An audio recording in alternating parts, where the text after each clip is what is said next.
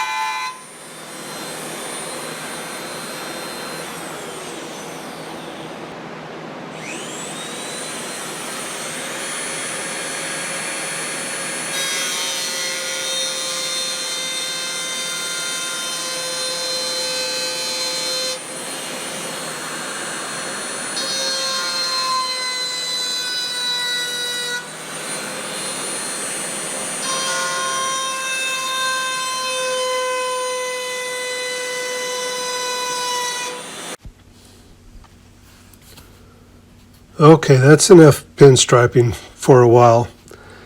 And by the way, right after I striped it, I sprayed a clear coat on it, as well as the clock mechanism.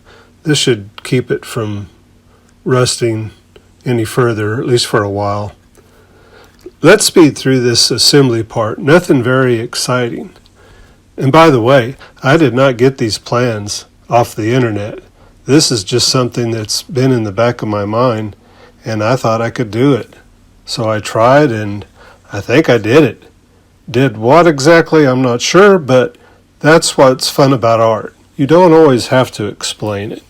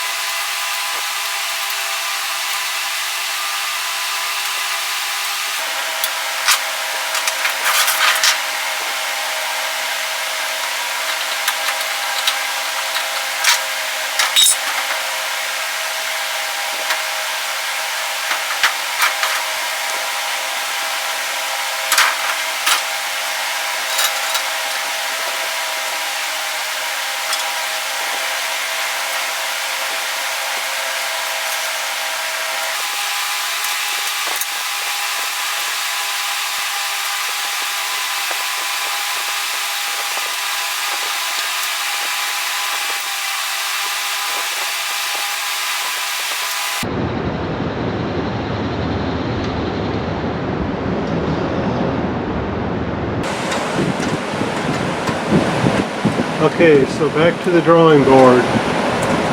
See that the minute hand keeps falling down? That's never happened before because it's the weight of the hand is causing the gears to miss. Let me show you.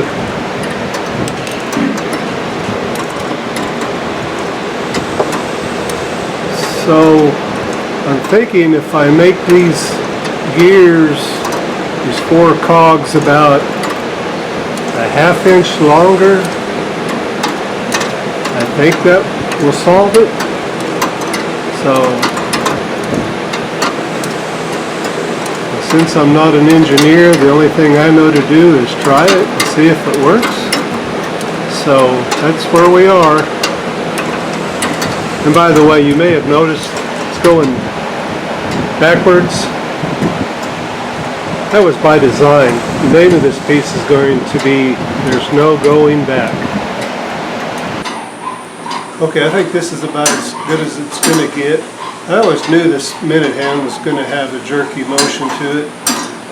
Looks like it moves about 10-15 minutes at a time, but it's consistent, and you'll have to excuse my neighbor's guard dog. He doesn't really put up with anything, and there's someone out there surveying something in the alley, and he's wanting to tear him up. But anyway, so I wound up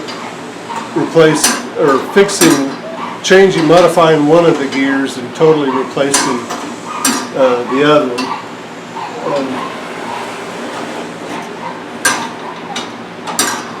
Yeah, this gear here I completely replaced and lengthened the cogs on that other one, and it works pretty good now, so I think I'll proceed.